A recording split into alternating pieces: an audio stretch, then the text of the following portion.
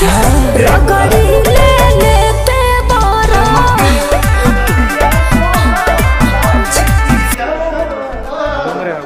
मीठा पान खैनी जी।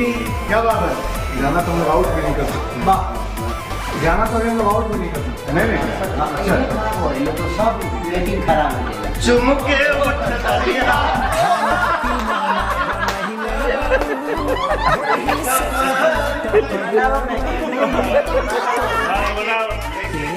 ये बोलो कि हम दोनों भाई जब गाना गा रहे हैं, खा रहे हैं, खुशियाँ मना रहे हैं, तो ससुर कितने आनंद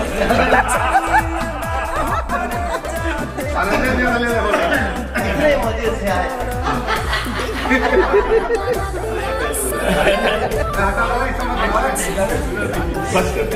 माइक दुनिया के सामने माइक का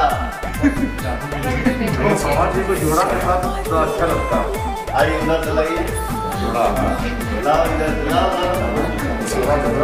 क्या आई हमारे साथ जोड़ा इधर आओ।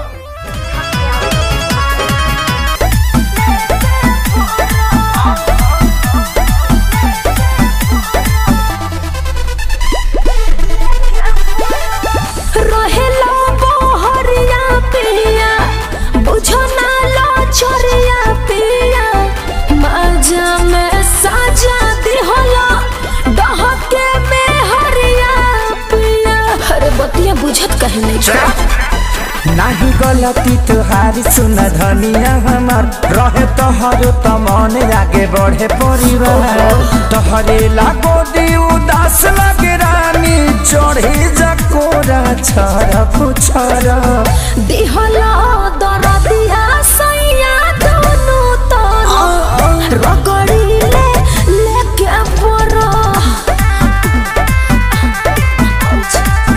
रगड़ी ले लेके परा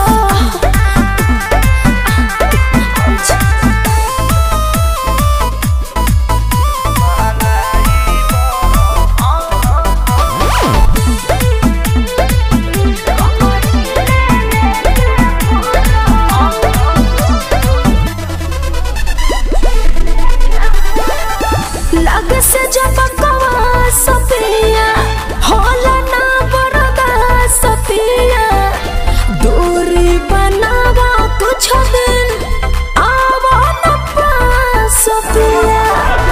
अच्छा तो सुना जनी तुरा उम्मीद नहीं कर धनी जिद हमारा खतनी मन भोरे छुछी जब खरीद पवन खेसारी धोती जतिया लेके घुमाता सरफ सरफ